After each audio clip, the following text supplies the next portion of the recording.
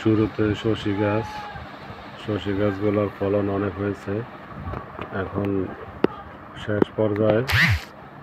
তারপর আছে লাউ গাছগুলো মাথায় উঠছে। নিচে আছে তুলসী পাতা গাছ, থানকুনি পাতা। তারপর ডান দিকে আছে তুতফল গাছ। একটা গাছ পুরনো, এটাতে বছরে 3বার ফলন হয়। পাশে আরেকটা নতুন লাগিয়েছিলাম। এখানে লাউর বিচি দিয়েছিলাম, লাউর চারা উঠছে। এই করলার চারা কয়েক ক্যারেট লাগাইছিলাম। এই যে এদিকে মরিচ, নতুন মরিচ, এটাতে ফুল আসছে। তারপরে একটা আছে, এটাতে ফলন হচ্ছে মাশাআল্লাহ, অনেক ফলন দিচ্ছে। এটা নতুন গাছ, এই যে ফলন। এখনও তেমন হারভেস্ট করে নাই। এটা লাউ মাচায় পুরো হয়ে গেছে।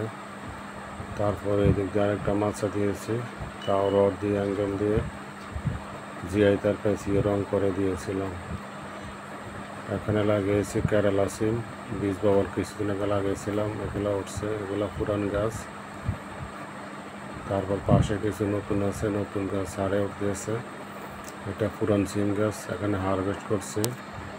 এই যে সিম ধরে আছে, নতুন ফুল আসছে। গরমের কারণে অনেক ফুল ঝরে যায়, যাই ধরছে আলহামদুলিল্লাহ।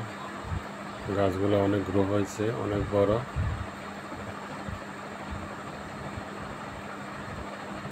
তারপর আছে করলা গাছগুলো তেমন ভালো হয় নাই, অতিরিক্ত গরম বৃষ্টির কারণে। এই যে খালি ক্যারেটগুলো রেডি করে রাখছি, এগুলোতে ফুলকপি পাতাকপি লাগাবো। নিচে আবার করলা গাছ এই সাইডে। তারপরে কইডা গাছ আছে, কইডা গাছগুলা বড় হয়েছে ফুল আসার সময়। 2টা গাছ লাগাইছিলাম, এগুলো এর ভিতরে আছে। এগুলো নতুন করে সিম গাছ রোপণ করছিলাম। এটা রানিং সিম দিচ্ছে। এই যে ফুল, এই যে এটা আরেকটা জার, এটা নতুন সিম। এই যে ফলন আসা শুরু করছে। এটা হলো রঙিন সিম, খয়েরি কালার। এটা তো ফলন আসা শুরু হয়েছে। প্রথম লাগাইছিলাম ওই সাদা সিমটা, আর তারপরে রোপণ করছিলাম ওই খয়েরি কালারটা ফুল আসা শুরু হয়েছে। এই যে গাছগুলো মাশাআল্লাহ ভালো গ্রো হয়েছে। পরিশ্রম করতে হয় অনেক, ছাদ বাগান অনেক কষ্টের, জমিন থেকে বেশি কষ্ট হয়। এই যে সিম গাছের জার। তারপর এখানে আছে মূলার জন্য মাছা দিয়েছিলাম, ওই রড দিয়ে পলি দিয়ে। উপরে আবার নেট দিচ্ছি যাতে ফাঁকি না খেতে পারে। বীজ বপন করছিলাম কিছুদিন আগে, চারাগুলো উঠছে। পাশে রাখছি, এদিকে এবার ক্যারট রেডি। এটা হলো বিলাতি ধনিয়া পাতা, 3টা ক্যারট আছে মোট। এখানে টমেটো চারা বীজ বপন করছিলাম। এইদিকে ঢেঁড়স আছে, 4টা ক্যারট একসাথে। এগুলোতে ফলন দিচ্ছে, ফলনগুলো মোটামুটি ভালোই দিচ্ছে। এই যে ফলন। অপোজিটে আরও আছে ঢেঁড়স গাছ। এটা হলো কমলা, 12 মাসি, বছরে 2-3বার ফলন দেয়। তবে ভিতরে লাল হয় না, সাদা শখ করে লাগিয়েছি। এটা লঙ্গান গাছ। এটা হলো মরিচ, পুরাতন গাছ।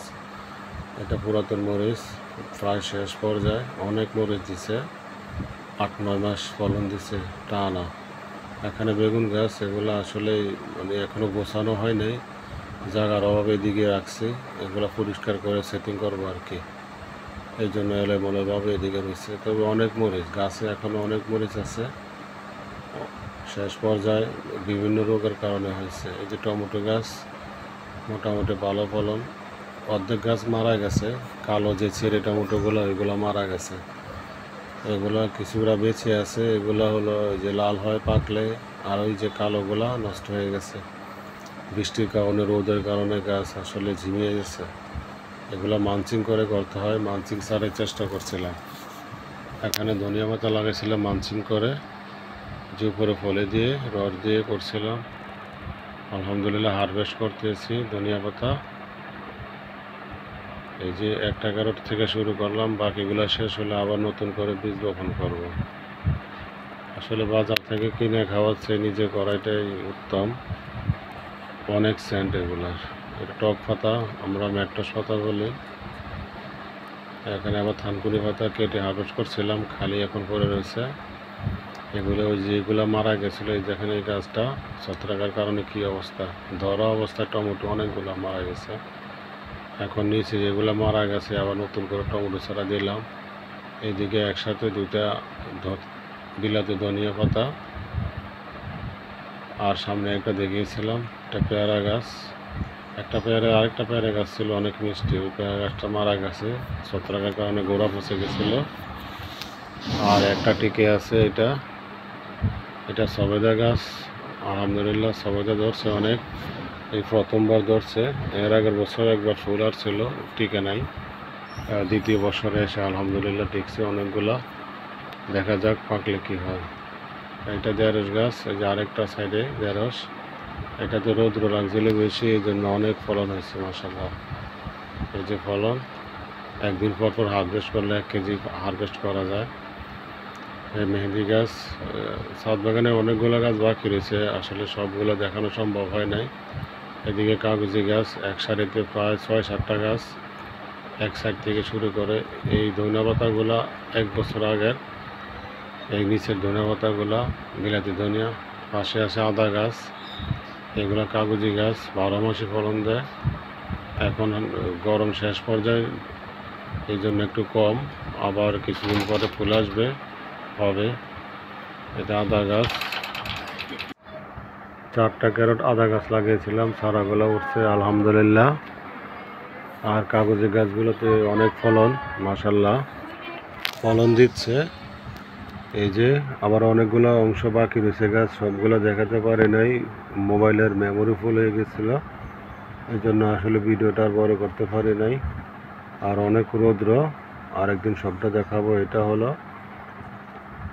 পালং শাকের মাচা, মাশাআল্লাহ পালং শাকগুলো উঠছে, বড় হচ্ছে। বৃষ্টির জন্য ঢাকনা দিয়ে রাখছি, রোদের জন্য আলহামদুলিল্লাহ।